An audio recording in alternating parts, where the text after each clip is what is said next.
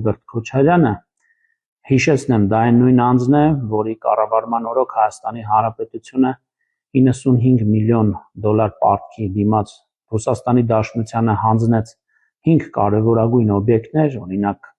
Մարս գործարանը, Մերգելյան ինստիտուտը եւ այլ կառույցներ,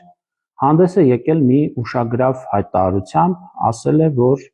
այս իշխանությունների կառավարման 8 տարիների ընթացքում որևէ գործարան չի բացվել, նոր ներդրումներ արդյունաբերության ոլորտում չեն կատարվել։ Միայն ռազմական արդյունաբերության ոլորտում վերջին 8 տարիներին տեղի ունեցած իրադարձությունները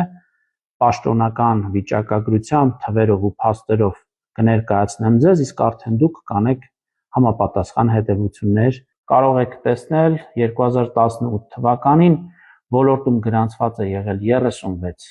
ընկերություն, աշխատողների ընդհանուր թվաքանակը 1816, շրջանառության ծավալը կազմել է շուրջ 9.2 միլիարդ դրամ, արդեն 2025 թվականին ռազմարդյունաբերական համալիրի ռեեստրում գրանցված ընկերությունների քանակը կազմել է 67, աշխատողների ընդհանուր թվաքանակը 3331, շրջանառության ծավալը այստեղ ուշադրություն աննախադեպ թվի աճ ենք ունեցել շուրջ 69 միլիարդ 700 միլիոն դրամ, արդեն այս պատկերում դուք կարող եք լավագույնս տեսնել, թե ինչպիսի աճ է գրանցել ռազմարդյունաբերական ոլորտը 2018-ից 2025 թվականներին, մասնավորապես շրջանառության ծավալի, կազմակերպությունների քանակի դինամիկան է այստեղ ներկայացված։ Մասնավորապես ոլորտի առաջատար ընկերություններից, օրինակ Arsenal-ը 2018-2025 թվականներին ունեցել է հետևյալ պատկերը։ Arsenal ընկերությունը 18 թվականին ունեցել է 3 աշխատակից, վճարել է շուրջ 6.3 միլիոն դրամ հարկեր, շրջանառությունը կազմել է շուրջ 23.7 միլիոն դրամ։ Բայց արդեն 2025-ին դուք կարող եք տեսնել, որ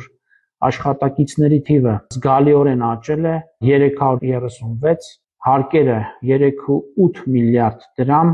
շրջանառությունը կազմել է 11.2 միլիարդ դրամ։ Դավառոն 2018 թվականին ունեցել է 1 աշխատակից, վճարված հարկերը շուրջ 1.6 միլիոն դրամ, շրջանառությունը շուրջ 14.1 միլիոն դրամ։ Բայց կրկին 2025 թվականին աշխատակիցների քանակը զգալի աճել է, 155 է դարձել, վճարված հարկերը կազմել են շուրջ 1.5 միլիարդ դրամ, իսկ շրջանառությունը հասել է 12.6 միլիարդ դրամի։